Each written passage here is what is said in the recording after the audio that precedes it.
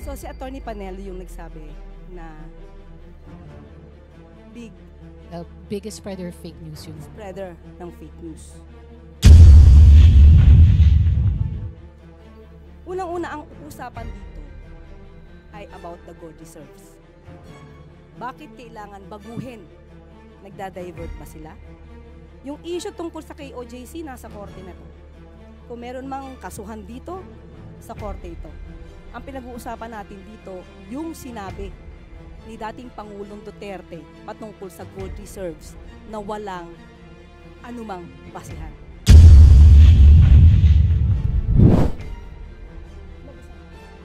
Okay. This is a statement of BSP. The country's gross international reserves, or GIR, including gold, are held and managed solely by the BSP for the foreign exchange requirements of the country. When BSP sells gold, the proceeds revert to and stay within the GIR. Last year, GIR rose to $106.3 billion from $103.8 in 2023. Similar to other central banks, BSP maintains a portion of its reserves in gold as part of the country's GIR, mostly to hedge against offset movements in the market price of other assets. It buys or sells gold to maintain an optimum level for this purpose. Not too big, not too small. Gold prices tend to move in the opposite direction of other assets. Therefore, central banks hold some gold as a hedge against huge declines in other assets in the reserves. However, gold prices can be volatile, earns little interest, and has storage costs. So central banks don't want to hold too much. So yan po ang statement ng BSP. At handa na po tayong sumagot sa inyong mga katanungan. We're now opening floors for questions from our Malacanang media friends.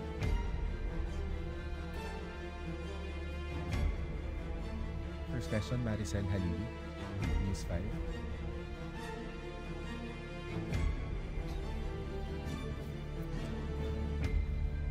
Ma'am, so just a clarification. So ibig sabihin, hands-off si Presidente doon sa gold reserves kasi PRRD mentioned or is accusing the Marcos family of stealing and selling the country's gold. Just so it's clear.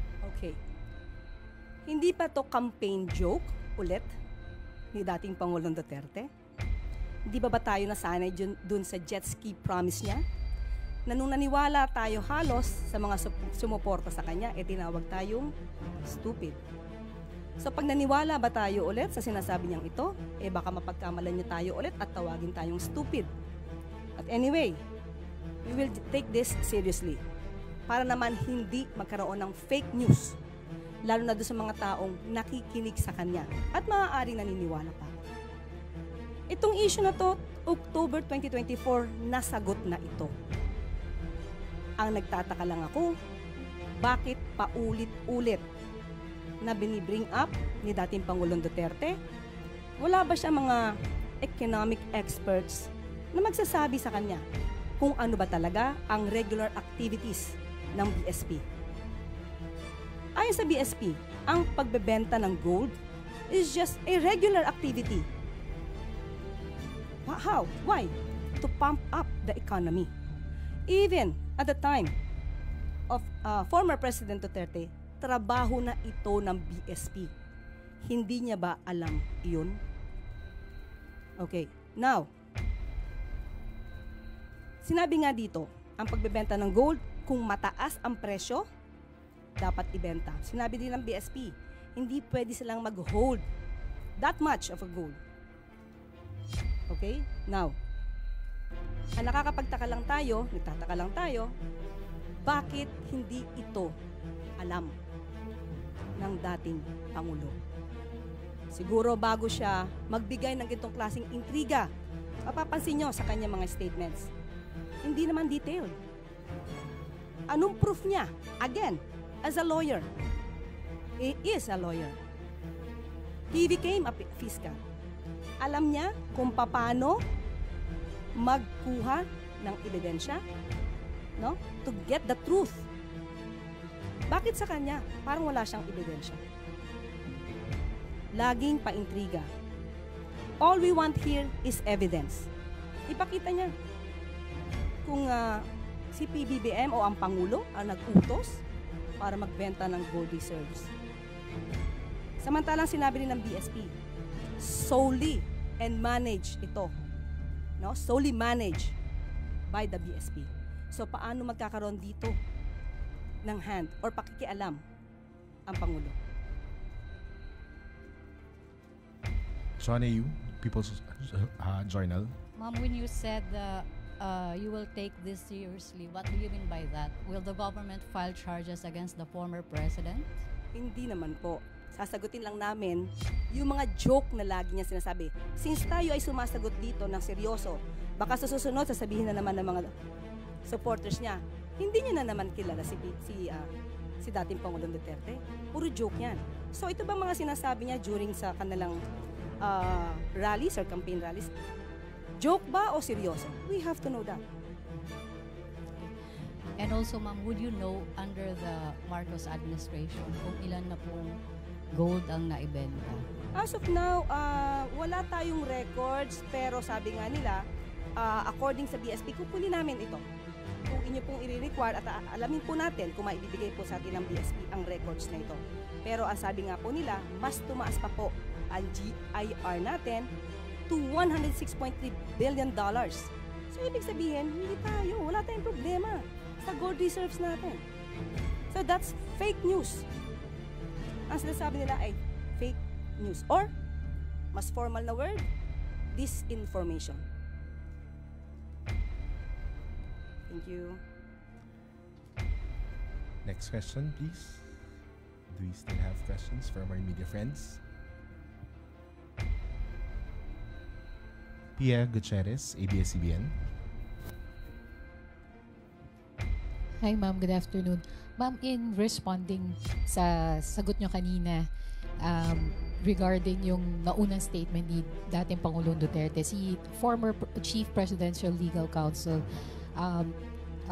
Attorney Salvador Panelo said that it's actually the government, the Duterte the Marcos administration that's the biggest spreader of fake news. And I quote yung sinabi niya kanina sa ANC. It's funny because it's the government, the huge corporation of fake news. For instance, when the police assaulted the KOJC, they were saying the police were not armed. They say there were no blanks in the BICAM report, which was the basis of the enrolled bill that was signed into law. Your comment, please. So si Attorney Panelo yung nagsabi na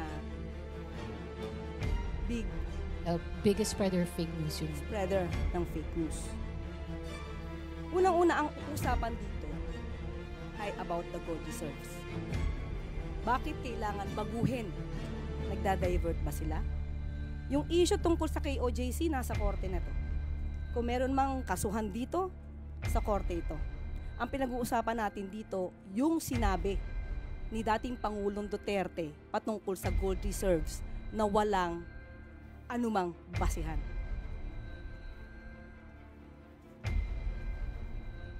Thank you, Yusek.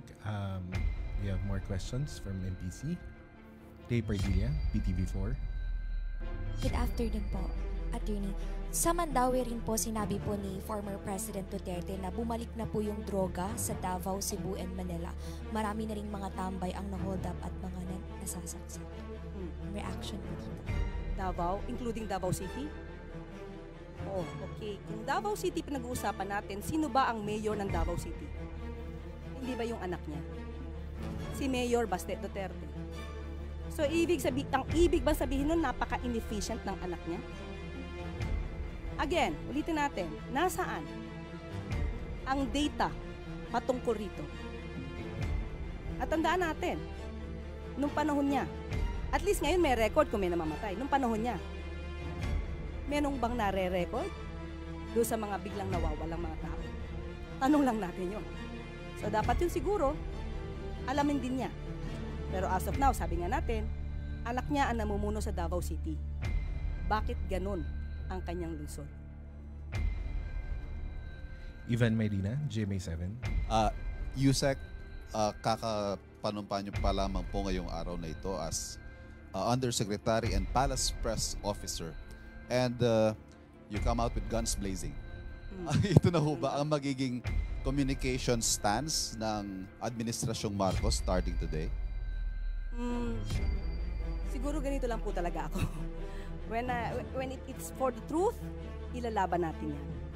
Wala tayong, hindi tayo magsasagwa ng anumang fake news. Basta kaya maalab ang damdamin natin sa pagsasalita is because we know we are fighting for the truth.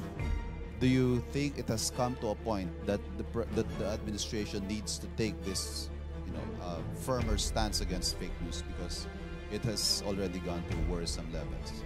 Yes, we have to fight for that. We have to fight against fake news. Otherwise, yung mga tao na naniniwala sa kanila, maiiba ang isip nila. Maiiba ang diskarte nila. It is our obligation, especially tayo, mga taga-media. Dapat nating iparating sa taong bayan ano ba ang katotohanan. Iwasan natin yung mga intriga na walang basihan. As of now, kasi puro intriga eh. Puro intriga ang pinapasok sa utak natin. At nakakasira ito sa bansa, sa ekonomiya. Hindi po ba? Thank you. Maricel Halili, News 5. Hi ma'am, good afternoon once again. Ma'am, just so mas maintindihan po namin yung mandate ninyo, are you also considered as the presidential spokesperson? I am not a spokesperson because the president will be speaking for himself. Okay, ang mandato ko is to explain, to expound anuman ang pronouncements, direktiba ng palasyo and Pangulo. But I will not consider myself as a spokesperson. Ano po ba ang difference ng press officer sa spokesperson and press briefer? Okay. May mga pagkakataon po kasi na kapag magkakaroon po kasi, if I'm not mistaken, magkakaroon mismo ang Pangulo ng once a month na press con. So, siya po talaga yung, kung ano man yung kanya naisabihin, sa kanya po manggagaling. Ako is more on the pag-explain, pag-expound, at kung may konting gap, doon tayo papasok. Ma'am, sorry, but of course, whatever you tell us in press briefings would have to have the authority of the president. Of course. Yes, sir. Thank you. Okay. This is a statement of BSP. The country's gross international reserves, or GIR, including gold, are held and managed solely by the BSP for the foreign exchange requirements of the country. When BSP sells gold, the proceeds revert to and stay within the GIR. Last year, GIR rose to $106.3 billion from $103.8 in 2023. Similar to other central banks, BSP maintains a portion of its reserves in gold as part of the country's GIR, mostly to hedge against offset movements in the market price of other assets. It buys or sells gold to maintain an optimum level for this purpose. Not too big, not too small. Gold prices tend to move in the opposite direction of other assets. Therefore, central banks hold some gold as a hedge against huge declines in other assets in the reserves. However, gold prices can be volatile, earns little interest, and has storage costs. So central banks don't want to hold too much. So yan po ang statement ng BSP. At handa na po tayong sumagot sa inyong mga katanungan. We're now opening floors for questions from our Malacanang media friends.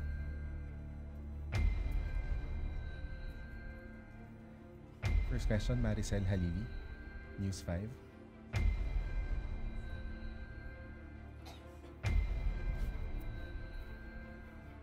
Ma'am, so just a clarification. So ibig sabihin, hands-off si Presidente doon sa gold reserves kasi PRRD mentioned or is accusing the Marcos family of stealing and selling the country's gold. Just so it's clear. Okay. Hindi pa to campaign joke ulit ni dating Pangulong Duterte? Di ba tayo nasanay dun sa jet ski promise niya? Na nung naniwala tayo halos sa mga sumuporta sa kanya, tinawag tayong stupid. So pag naniwala ba tayo ulit sa sinasabi niyang ito, baka mapagkamalan niya tayo ulit at tawagin tayong stupid. At anyway, we will take this seriously para naman hindi magkaroon ng fake news, lalo na doon sa mga taong nakikinig sa kanya at maaaring naniniwala pa. Itong issue na to, October 2024, nasagot na ito. Ang nagtataka lang ako, bakit paulit-ulit na binibring up ni dating Pangulong Duterte? Wala ba siya mga economic experts na magsasabi sa kanya kung ano ba talaga ang regular activities ng BSP? Ayon sa BSP, ang pagbebenta ng gold is just a regular activity. How? Why? To pump up the economy. Even at the time of former President Duterte, trabaho na ito ng BSP. Hindi niya ba alam iyon? Okay, now, sinabi nga dito, ang pagbebenta ng gold, kung mataas ang presyo, dapat ibenta. Sinabi din ng BSP, hindi pwede silang mag-hold that much of a gold. Okay? Now, ang nagtataka lang tayo, bakit hindi ito alam ng dating Pangulo? Siguro bago siya magbigay ng itong klaseng intriga, mapapansin nyo sa kanyang mga statements, hindi naman detailed. Anong proof niya? Again, as a lawyer. He is a lawyer. He became a fiscal. Alam niya kung paano magkuha ng ebidensya, no? To get the truth. Bakit sa kanya parang wala siyang ebidensya? Laging paintriga. All we want here is evidence. Ipakita niya kung si PBBM o ang Pangulo ang nag-utos para magbenta ng gold reserves. Samantalang sinabi rin ng BSP, solely and manage ito. No? Solely managed by the BSP. So paano magkakaroon dito ng hand or pakikialam ang Pangulo? Shauna Yu, People's Journal. Ma'am, when you said you will take this seriously, what do you mean by that? Will the government file charges against the former president? Hindi naman po. Sasagutin lang namin yung mga joke na lagi niya sinasabi. Since tayo ay sumasagot dito ng seryoso, baka sa susunod sasabihin na naman ng mga supporters niya, hindi niya na naman kilala si dating Pangulong Duterte. Puro joke yan. So ito ba mga sinasabi niya during sa kanilang rallies or campaign rallies? Joke ba o seryoso? We have to know that. And also, ma'am, would you know under the Marcos administration kung ilan na pong gold ang naibenta? As of now, wala tayong records, pero sabi nga nila, according sa BSP, kukunin namin ito. Kung inyo pong i-require at alamin po natin kung maibibigay po sa atin ng BSP ang records na ito. Pero ang sabi nga po nila, mas tumaas pa po ang GIR natin to $106.3 billion. So, ibig sabihin, wala tayong problema sa gold reserves natin. So, that's fake news. Ang sinasabi nila ay fake news. Or, mas formal na word, disinformation. Thank you. Next question, please. Do we still have questions from our media friends? Pia Gutierrez, ABS-CBN. Hi ma'am, good afternoon. Ma'am, in responding sa sagot nyo kanina regarding yung naunang statement ni dating Pangulong Duterte, si former Chief Presidential Legal Counsel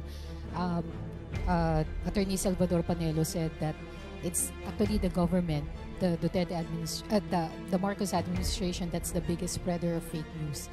And I quote yung sinabi niya kanina sa ANC, it's funny because it's the government, the huge corporation of fake news. For instance, when the police assaulted the KOJC, they were saying the police were not armed. They say there were no blanks in the BICAM report, which was the basis of the enrolled bill that was signed into law. Your comment po. So si Attorney Panelo yung nagsabi na the biggest spreader of fake news yun. Spreader ng fake news. Unang-una ang usapan dito ay about the gold reserves. Bakit kailangan baguhin? Nagda-divert ba sila? Yung issue tungkol sa KOJC, nasa korte na to. Kung meron mang kasuhan dito, sa korte ito. Ang pinag-uusapan natin dito, yung sinabi ni dating Pangulong Duterte patungkol sa gold reserves na walang anumang basihan.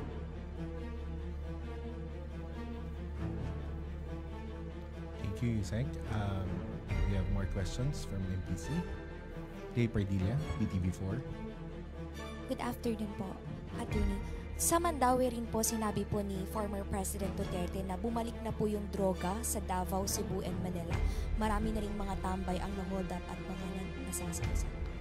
Reaction po. Davao, including Davao City? Oh, okay. Kung Davao City pinag-uusapan natin, sino ba ang mayor ng Davao City? Hindi ba yung anak niya? Si Mayor Baste Duterte. So, ang ibig ba sabihin nun, napaka-inefficient ng anak niya? Again, ulitin natin, nasaan ang data patungkol rito? At tandaan natin, nung panahon niya, at least ngayon may record kung may namamatay, nung panahon niya, merong bang nare-record doon sa mga biglang nawawalang mga tao? Tanong lang natin yon. So dapat yun siguro, alamin din niya. Pero as of now, sabi nga natin, anak niya ang namumuno sa Davao City. Bakit ganun ang kanyang lungsod? Ivan Medina, GMA7. Yusek, kakapanumpa niyo pa lamang po ngayong araw na ito as Undersecretary and Palace Press Officer. And you come out with guns blazing. Ito na ho ba ang magiging communication stance ng Administrasyong Marcos starting today? Siguro ganito lang po talaga ako. When it's for the truth, ilalaban natin yan. Wala tayong, hindi tayo magsasagwa ng anumang fake news. Basta kaya maalab ang damdamin natin sa salita is because we know we are fighting for the truth. Do you think it has come to a point that the administration needs to take this, firmer stance against fake news because it has already gone to worrisome levels? Yes. We have to fight for that. We have to fight against fake news. Otherwise, yung mga tao na naniniwala sa kanila, maiiba ang isip nila. Maiiba ang diskarte nila. It is our obligation, especially tayo, mga taga-media. Dapat nating iparating sa taong bayan, ano ba ang katotohanan. Iwasan natin yung mga intriga na walang basihan. As of now, kasi puro intriga eh. Puro intriga ang pinapasok sa utak natin. At nakakasira ito sa bansa, sa ekonomiya. Hindi ko ba? Thank you. Maricel Halili, News 5. Hi ma'am, good afternoon once again. Ma'am, just so mas maintindihan po namin yung mandate ninyo, are you also considered as the presidential spokesperson? I am not a spokesperson because the president will be speaking for himself. Okay, ang mandato ko is to explain, to expound anuman ang pronouncements, direktiba ng palasyo and Pangulo. But I will not consider myself as a spokesperson. Ano ba ang difference ng press officer sa spokesperson and press briefer? Okay. May mga pagkakataon po kasi na kapag magkakaroon po kasi, if I'm not mistaken, magkakaroon mismo ang Pangulo ng once a month na press con. So, siya po talaga yung, kung ano man yung kanya naisabihin, sa kanya po manggagaling. Ako is more on the pag-explain, pag-expound, at kung may konting gap, doon tayo papasok. Ma'am, sorry, but of course, whatever you tell us in press briefings would have to have the authority of the president. Of course. Yes, sir. Thank you. Okay. This is a statement of BSP. The country's gross international reserves, or GIR, including gold, are held and managed solely by the BSP for the foreign exchange requirements of the country. When BSP sells gold, the proceeds revert to and stay within the GIR. Last year, GIR rose to $106.3 billion from $103.8 in 2023. Similar to other central banks, BSP maintains a portion of its reserves in gold as part of the country's GIR, mostly to hedge against offset movements in the market price of other assets. It buys or sells gold to maintain an optimum level for this purpose. Not too big, not too small. Gold prices tend to move in the opposite direction of other assets. Therefore, central banks hold some gold as a hedge against huge declines in other assets in the reserves. However, gold prices can be volatile, earns little interest, and has storage costs. So central banks don't want to hold too much. So yan po ang statement ng BSP. At handa na po tayong sumagot sa inyong mga katanungan. We're now opening floors for questions from our Malacanang media friends.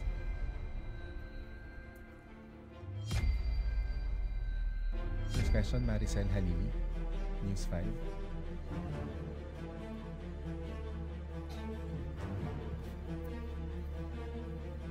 Ma'am, so just a clarification. So ibig sabihin, hands-off si Presidente doon sa gold reserves kasi PRRD mentioned or is accusing the Marcos family of stealing and selling the country's gold. Just so it's clear. Okay. Hindi pa to campaign joke ulit ni dating Pangulong Duterte? Hindi ba tayo nasanay dun sa jet ski promise niya? Na nung naniwala tayo halos sa mga sumuporta sa kanya, tinawag tayong stupid. So pag naniwala ba tayo ulit sa sinasabi niyang ito, baka mapagkamalan niya tayo ulit at tawagin tayong stupid. But anyway, we will take this seriously para naman hindi magkaroon ng fake news, lalo na doon sa mga taong nakikinig sa kanya at maaaring naniniwala pa. Itong issue na to, October 2024, nasagot na ito. Ang nagtataka lang ako, bakit paulit-ulit na binibring up ni dating Pangulong Duterte? Wala ba siya mga economic experts na magsasabi sa kanya kung ano ba talaga ang regular activities ng BSP? Ayon sa BSP, ang pagbebenta ng gold is just a regular activity. How? Why? To pump up the economy. Even at the time of former President Duterte, trabaho na ito ng BSP. Hindi niya ba alam yun? Okay, now, sinabi nga dito, ang pagbebenta ng gold, kung mataas ang presyo, dapat ibenta. Sinabi din ng BSP, hindi pwede silang mag-hold that much of a gold. Okay, now, ang nakakapagtaka lang tayo, nagtataka lang tayo, bakit hindi ito alam ng dating Pangulo? Siguro bago siya magbigay ng ganitong klaseng intriga, mapapansin nyo sa kanyang mga statements, hindi naman detailed. Anong proof niya? Again, as a lawyer. He is a lawyer. He became a fiscal. Alam niya kung paano magkuha ng ebidensya, no? To get the truth. Bakit sa kanya? Parang wala siyang ebidensya. Laging paintriga. All we want here is evidence. Ipakita niya kung si PBBM o ang Pangulo ang nag-utos para magbenta ng gold reserves. Samantalang sinabi rin ng BSP, solely and manage ito. No? Solely managed by the BSP. So paano magkakaroon dito ng hand or pakikialam ang Pangulo? Johnny Yu, People's Journal. Ma'am, when you said you will take this seriously, what do you mean by that? Will the government file charges against the former president? Hindi naman po. Sasagutin lang namin yung mga joke na lagi niya sinasabi. Since tayo ay sumasagot dito ng seryoso, baka sa susunod sasabihin na naman ng mga supporters niya, hindi niya na naman kilala si dating Pangulong Duterte. Puro joke yan. So ito ba mga sinasabi niya during sa kanilang rallies or campaign rallies? Joke ba o seryoso? We have to know that. Okay. And also, ma'am, would you know under the Marcos administration kung ilan na pong gold ang naibenta? As of now, wala tayong records, pero sabi nga nila, according sa BSP, kukunin namin ito. Kung inyo pong i-require at alamin po natin kung maibibigay po sa atin ng BSP ang records na ito. Pero ang sabi nga po nila, mas tumaas pa po ang GIR natin to $106.3 billion. Ibig sabihin, hindi tayo, wala tayong problema sa gold reserves natin. So that's fake news. Ang sinasabi nila ay fake news or mas formal na word, disinformation. Thank you. Next question, please. Do we still have questions from our media friends? Pia Gutierrez, ABS-CBN. Hi ma'am, good afternoon. Ma'am, in responding sa sagot nyo kanina regarding yung naunang statement ni dating Pangulong Duterte, si former Chief Presidential Legal Counsel Attorney Salvador Panelo said that it's actually the government, the Duterte the Marcos administration that's the biggest spreader of fake news. And I quote yung sinabi niya kanina sa ANC, "It's funny because it's the government, the huge corporation of fake news. For instance, when the police assaulted the KOJC, they were saying the police were not armed. They say there were no blanks in the BICAM report, which was the basis of the enrolled bill that was signed into law." Your comment lang po. So si Attorney Panelo yung nagsabi na Biggest spreader of fake news yun. Spreader ng fake news. Unang-una ang usapan dito ay about the gold reserves. Bakit kailangan baguhin? Nagda-divert ba sila? Yung issue tungkol sa KOJC, nasa korte na to. Kung meron mang kasuhan dito, sa korte ito. Ang pinag-uusapan natin dito, yung sinabi ni dating Pangulong Duterte patungkol sa gold reserves na walang anumang basihan.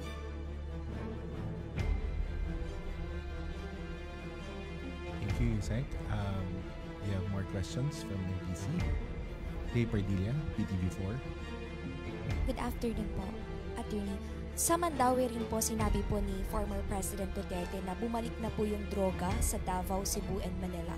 Marami na rin mga tambay ang na-hold up at mga nasasaksak. Reaction po dito. Davao, including Davao City? Oh, okay. Kung Davao City pinag-uusapan natin, sino ba ang mayor ng Davao City? Hindi ba yung anak niya? Si Mayor Baste Duterte. So, ang ibig ba sabihin nun, napaka-inefficient ng anak niya? Again, ulitin natin, nasaan ang data patungkol rito? At tandaan natin, nung panahon niya, at least ngayon may record kung may namamatay. Nung panahon niya, menong bang nare-record doon sa mga biglang nawawalang mga tao? Tanong lang natin yon. So dapat yun siguro, alamin din niya. Pero as of now, sabi nga natin, anak niya ang namumuno sa Davao City. Bakit ganun ang kanyang gusto? Ivan Marina, GMA7. Yusek, kakapanumpa niyo pa lamang po ngayong araw na ito as Undersecretary and Palace Press Officer. And you come out with guns blazing. Ito na ho ba ang magiging communication stance ng Administrasyong Marcos starting today? Siguro ganito lang po talaga ako. When it's for the truth, ilalaban natin yan. Wala tayong, hindi tayo magsasagwa ng anumang fake news. Basta kaya maalab ang damdamin natin sa salita is because we know we are fighting for the truth. Do you think it has come to a point that the administration needs to take this, firmer stance against fake news because it has already gone to worrisome levels? Yes. We have to fight for that. We have to fight against fake news. Otherwise, yung mga tao na naniniwala sa kanila, maiiba ang isip nila. Maiiba ang diskarte nila. It is our obligation, especially tayo, mga taga-media. Dapat nating iparating sa taong bayan, ano ba ang katotohanan. Iwasan natin yung mga intriga na walang basihan. As of now, kasi puro intriga eh. Puro intriga ang pinapasak pinapasok sa utak natin. At nakakasira ito sa bansa, sa ekonomiya. Hindi ko ba? Thank you. Maricel Hamili, News 5. Hi ma'am, good afternoon once again. Ma'am, just so mas maintindihan po namin yung mandate ninyo, are you also considered as the presidential spokesperson? I am not a spokesperson because the president will be speaking for himself. Okay, ang mandato ko is to explain, to expound, anuman ang pronouncements, direktiba ng palasyo and Pangulo. But I will not consider myself as a spokesperson. Ano po ba ang difference ng press officer sa spokesperson and press briefer? Okay. May mga pagkakataon po kasi na kapag magkakaroon po kasi, if I'm not mistaken, magkakaroon mismo ang Pangulo ng once a month na press con. So, siya po talaga yung, kung ano man yung kanya naisabihin, sa kanya po manggagaling. Ako is more on the pag-explain, pag-expound, at kung may konting gap, doon tayo papasok. Ma'am, sorry, but of course, whatever you tell us in press briefings would have to have the authority of the president. Of course. Yes, sir. Thank you.